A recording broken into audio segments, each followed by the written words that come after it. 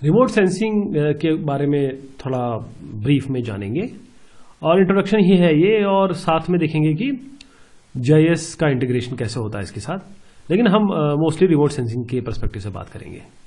Basics क्या है remote sensing की, वो ये है कि इलेक्ट्रोमैग्नेटिक स्पेक्ट्रम है, आपको रिफ्लेक्टेड या एमिटेड जो लाइट होती है या फिर एनर्जी होती है उससे आपको इमेजिंग होती है। और डिटेक्शन कैसे हो सकता है, वो जो एमिटेड या रिफ्लेक्टेड है वो या फिल्म पे ले सकते हैं आप या सेंसर पे।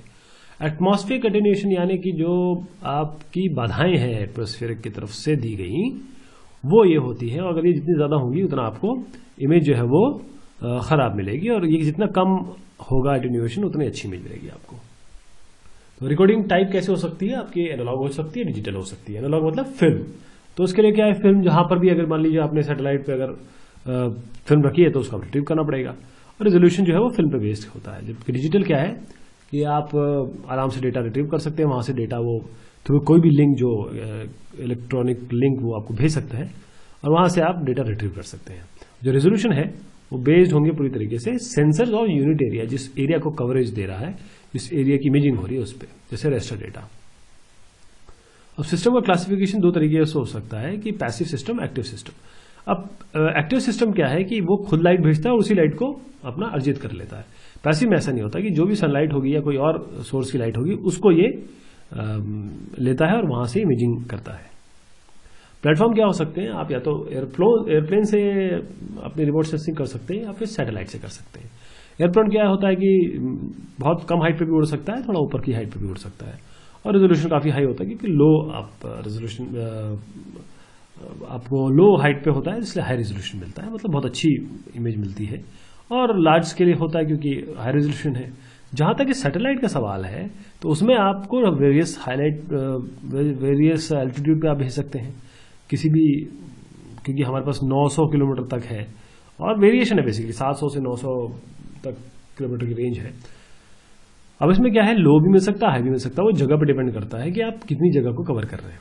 तो स्मॉल स्केल भी मिलेगा और लार्ज स्केल मैप भी मिल सकते हैं, आपको इमेजिंग मिल सकती है इसमें।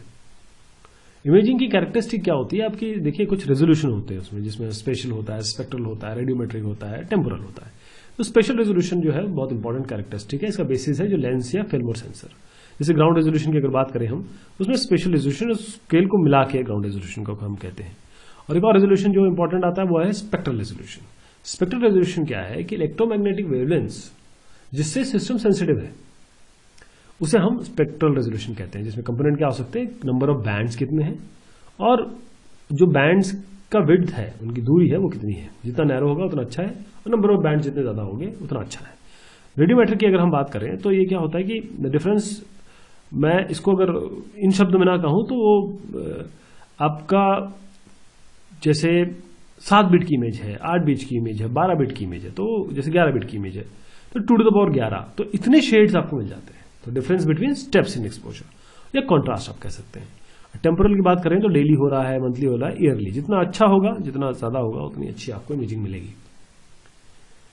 अब इमेज कैरेक्टरिस्टिक को कैसे सिलेक्ट करें, अप्रोप्रिएट स्पेसिफिकेशन, जैसे ग्राउंड रेजोल्यूशन आपका, और बैंड ऑफ विड्थ क्या है, स्पेक्ट्रल रेजोल्यूशन क्या है, तो इससे आपको अप्रोप्रिएट स्पेसिफिकेशन मिल जाएंगे। और डिटरमाइन क्या करना है उसको देखने से पहले तो आपको what do you need to observe, आपको आगे क्या चाहिए, कितना पैसा है आपके पास और आपको चाहिए क्या, बेसिकली इस पर डिपेंड करता है कि पैसा कितना और आपको क्या चाहिए, उस पर आप इमेज कैरेक्टरिस्टिक को देखेंगे।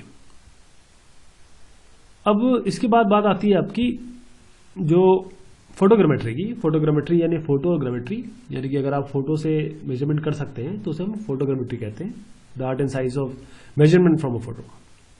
तो इसमें रिलायबल मेजरमेंट आप ले सकते हैं इमेजेस से, ये साइंस है, आर्ट है और टेक्नोलॉजी भी है। जो स्केल है वो किस पे बेस्ड होती है, आपके फोकल लेंथ पे, हाइट ऑफ प्लेन और एरियल टेरेन एलिवेशन से। और एरर क्या क्या हो सकते हैं, आपका रिलीव डिस्प्लेसमेंट, क्योंकि सेंट्रल पर्सपेक्टिव होता है इसमें, और एयरक्राफ्ट का टिल्ट।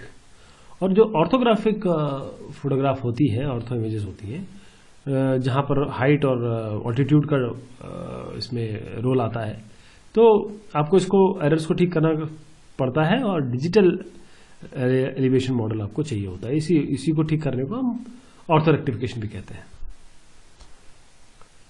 अब फोटोग्रामेट्री में आपका थर्मल इंफ्रारेड या TIR, इसमें क्या होता है कि हीट को सेंस करता है, जैसे टेम्स और एटलस आपके सिस्टम्स हैं, और पैनोरामिक डिस्टॉर्शन हो सकता है इसमें।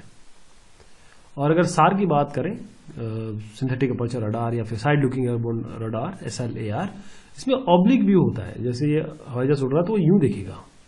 और फीचर फोरशॉर्टनिंग होती है इसमें, कंप्रेशन ऑफ फ्यूचर जो होता है, जो वो टिल्टेड होते हैं रडार की तरफ। और इंसिडेंस एंगल जो है वो डिस्टेंस के साथ, जैसे रडार के साथ जितना डिस्टेंस होगा उसके हिसाब से वेरी करता है। और रेजोल्यूशन वेरी करते हैं किससे? पल्स, लेंथ और एंटीना साइज के हिसाब से। और सैटेलाइट की बात करें तो सब टाइप की इमेज मिलती है आपको। एडवांटेजेस क्या है? बहुत बड़ा कवरेज, छोटा कवरेज, टिल्ट फ्री होता है, रिलीफ डिस्प्लेसमेंट बहुत कम होता है।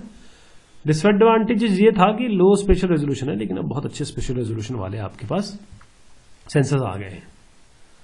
अब डेटा का एक्सट्रैक्शन कैसे करें? पहले डिटेक्ट करें, आइडेंटिफाई करें, एनालाइज और डिड्यूस करें, और फिर क्लासिफाई करके थ्योराइजेशन करते हैं, यानी वेरीफाई, नलिफाई, हाइपोथेसिस से कर सकते हैं आप इसको एक्सट्रैक्शन। अब एक इमेज जो होती है, सैटेलाइट इमेज है, उसकी कुछ कैरेक्टरिस्टिक्स होती हैं, उसके कुछ एलिमेंट्स होते हैं। तो वो जो है उनमें क्या क्या हो सकते हैं? आपके टोन है, साइज है, शेप है, आपका टेक्सचर है, हाइट है, शेडो है, पैटर्न है, एसोसिएशन है। तो ये सारे के हिसाब से आप किसी पर्टिकुलर चीज को आइडेंटिफाई कर सकते हैं। और कंप्यूटर असिस्टेंट क्लासिफिकेशन में क्या करेंगे आप? क्लासिफिकेशन मतलब होता है कि आपको डिफरेंट कैटेगरी में बांटना होता है। अपने जैसे घर है तो वो अर्बन सेटलमेंट में आ जाएंगे, नदियां हैं तो वो वाटर बॉडीज में आ जाएंगी, इस तरीके से। तो क्लासिफाई करना पड़ता है रास्टर डेटा को, और ऑटोमेट कर देता है लोग कॉम्प्लेक्सिटी फंक्शन को। प्री प्रोसेसिंग में क्या करेंगे आप? रेडियोमेट्रिक करेक्शन और ज्योमेट्रिक करेक्शन कर लेंगे। और क्लासिफिकेशन की अप्रोच आपके पास सुपरवाइज, अनसुपरवाइज या फिर हाइब्रिड। सुपरवाइज में आप क्लास असाइन करते हैं, अनसुपरवाइज में ये अपने आप खुद क्लस्टर एनालिसिस कर रहा था depending upon certain parameters. Hybrid में क्या होता है? अनसुपरवाइज पहले करते हैं, फिर उसको सुपरवाइज उसके बाद करते हैं।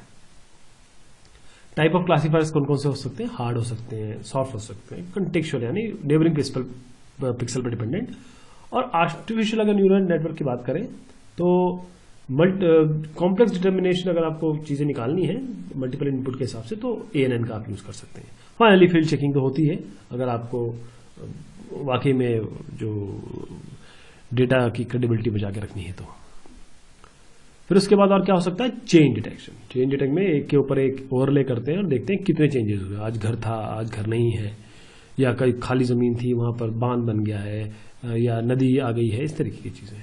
Map to map, image to image, map to image, ये सारी ओवरलेइंग हो सकती है। आउटपुट आपके हिसाब मैट्रिक्स के हिसाब से आता है या फिर मैप के हिसाब से आ सकता है। और रिक्वायरमेंट क्या है GIS और रिमोट सेंसिंग इंटीग्रेशन के लिए? इसमें रिक्वायरमेंट ये है कि सेम जियो रेफरेंसिंग सिस्टम होना चाहिए। जो जियो रेफरेंसिंग सिस्टम का मतलब ये होता है एक जिससे एक रेफरेंसिंग स्कीम SRS दूसरे के बराबर होना चाहिए। तो रेक्टिफाई करना पड़ता है उसके लिए, या रजिस्टर करना पड़ता है, और फाइनली रिसैम्पलिंग से काम होता है। प्रॉब्लम क्या है इसमें? जो रास्टर वेक्टर के डेटा स्टाइल, तो 3 स्टेजेस हो सकते हैं। एक separate but equal seamless integration, जैसे आप किसी भी डेटाबेस GIS डेटाबेस में देख सकते हैं, और फाइनली इसका दोनों का टोटल इंटीग्रेशन। ये 3 टाइप की चीजें हो सकती हैं। बहुत शुक्रिया आप लोगों का।